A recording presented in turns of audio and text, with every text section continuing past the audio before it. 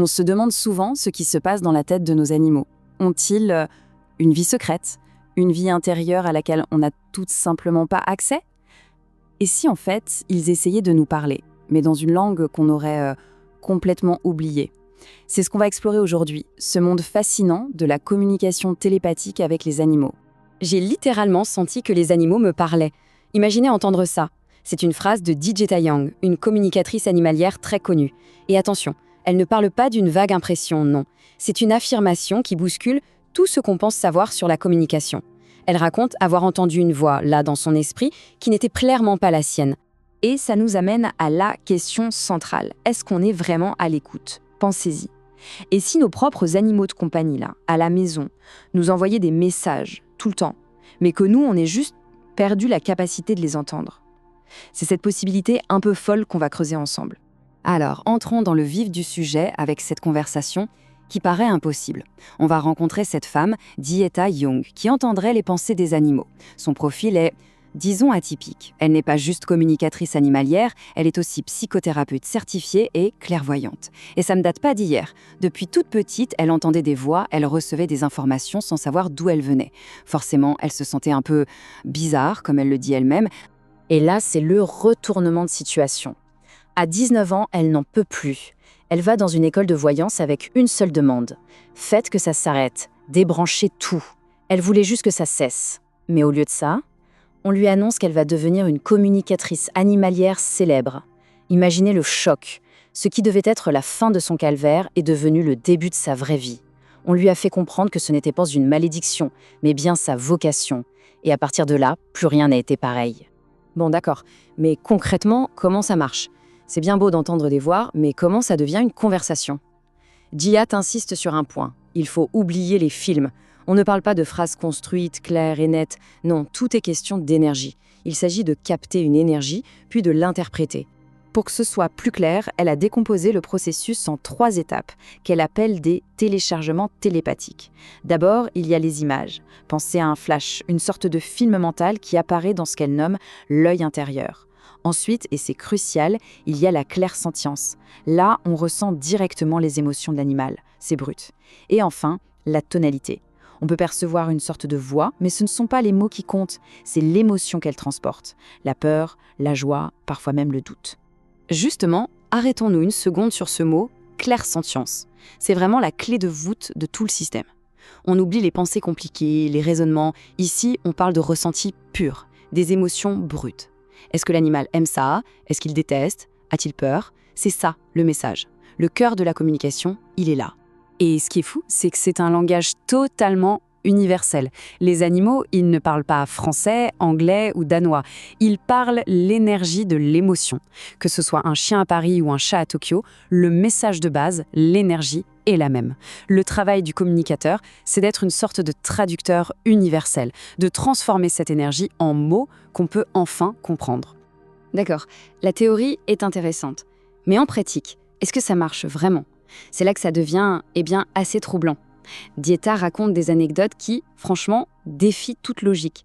Des histoires tellement précises qu'il est très très difficile de les balayer d'un revers de la main en criant à la coïncidence. Tenez, première histoire. Une propriétaire de cheval veut savoir le sexe de son futur poulain. C'est une question simple, binaire, une chance sur 2 de tomber juste, on est d'accord. Dijeta se connecte donc à la jument et lui demande tout simplement ce qu'elle attend. Et la réponse de la jument est hallucinante. Elle dit « c'est un garçon ». Et vous aussi, vous avez un garçon. Sauf que Dijeta ne savait absolument pas qu'elle était enceinte. Elle rentre chez elle, complètement secouée, fait un test de grossesse et découvre qu'elle attend bien un fils. Là, on dépasse la simple communication animale. C'est une validation intime, personnelle, impossible à réfuter pour elle. Un moment charnière. Autre cas, autre ambiance, on a un cheval de compétition, une bête de course qui est malade à chaque fois qu'on le transporte sur de longues distances. Ses performances s'effondrent, les vétérinaires n'y comprennent rien, c'est un vrai mystère et la carrière du cheval est en jeu. Et la solution, encore une fois, n'était pas du tout médicale, c'était un problème de communication. Le cheval a expliqué qu'enfermé dans la remorque, il ne pouvait pas anticiper les virages. Du coup, il était constamment déséquilibré, ce qui le rendait malade. La solution ? d'une simplicité folle. Il suffisait que le conducteur lui annonce à l'avance « Attention, virage à gauche, virage à droite ». Ils ont essayé. Après un voyage de 16 heures où on lui a parlé, le cheval est arrivé frais et dispo et il a gagné une médaille d'argent. Ces anecdotes sont assez bluffantes, c'est vrai. Mais est-ce qu'il y a quelque chose qu'on peut en tirer pour notre quotidien, avec nos propres animaux? Eh bien oui. Dieta a mis au point un cadre, une sorte de grille de lecture pour nous aider à mieux comprendre nos compagnons. Elle a identifié 6 grands profils de personnalité. On a donc ces 6 profils. Il y a le joueur, vous savez, le genre d'enfant hyperactif, sous caféine, plein d'énergie. Il y a le sensible, qui est hypersensible, un peu comme un enfant autiste, qui a besoin d'un cadre hyper structuré. On a aussi le prince ou la princesse, celui qui veut être vu, qui a besoin d'attention en permanence. À l'opposé, il y a le roi ou la reine, l'animal plus âgé, sage, équilibré. Et enfin, 2 profils très importants, le rigide paresseux, qui est souvent un animal déprimé ou éteint, et le traumatisé par un choc.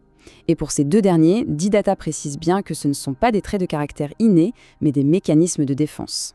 Et tout ça mène à une conclusion essentielle. Selon Didata, le mauvais comportement n'existe pas. C'est juste une réaction d'un animal qui ne se sent pas compris, pas en sécurité. Par exemple, si un animal du profil sensible vit avec un humain anxieux, son anxiété va exploser. La solution, la clé, c'est que l'humain endosse le rôle du roi ou de la reine, c'est-à-dire devenir ce leader calme et posé dont l'animal a un besoin vital pour se sentir en sécurité.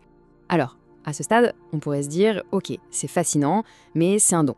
C'est pour des gens comme Dieta, pas pour moi. » Eh bien, c'est là que ça devient encore plus intéressant. Parce que selon elle, c'est complètement faux. La télépathie ne serait pas un don rare et magique, mais un potentiel, une compétence qui dort en nous. Tenez-vous bien, 80%, c'est le chiffre qu'elle avance. 80% des gens pourraient apprendre à se connecter à ce champ énergétique. Alors pourquoi on ne le fait pas? La réponse est simple, c'est comme un muscle qu'on n'a jamais utilisé, que notre société nous a appris à ignorer, et un muscle qu'on n'utilise pas, eh bien il s'atrophie. Mais comment on fait pour réveiller ce muscle? Elle utilise un exercice tout bête en apparence, l'exercice de l'enveloppe. C'est simple, on met une image dans une enveloppe scellée.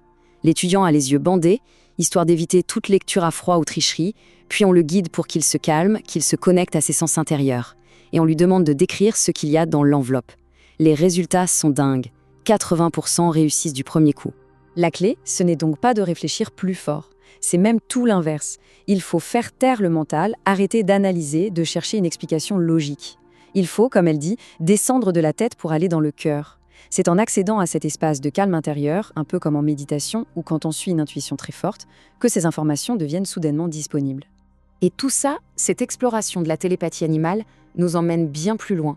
Ça nous force à revoir notre relation avec les animaux, bien sûr, mais aussi notre vision de la vie, de la mort et de la connexion entre les êtres. Le paradis est ici. Il n'est pas à 5 km, c'est juste une autre fréquence. Cette phrase de Dieta est vertigineuse. Ce qu'elle suggère, c'est que la mort n'est pas la fin. Ce n'est pas un voyage vers un ailleurs lointain. C'est un simple changement de fréquence. L'au-delà serait une autre dimension, juste à côté de nous, superposée à la nôtre. Il suffirait juste de savoir comment s'y brancher. Et ça nous laisse sur une dernière question. Une question qui donne le frisson. Et si tout ce qu'on ait perdu, que ce soit nos animaux ou nos proches, n'était pas vraiment parti? Et s'ils attendaient juste là, à côté? Attendant simplement qu'on apprenne enfin à se brancher sur la bonne fréquence pour les entendre. Le silence qu'on ressent ne serait alors pas une absence, mais juste notre propre surdité.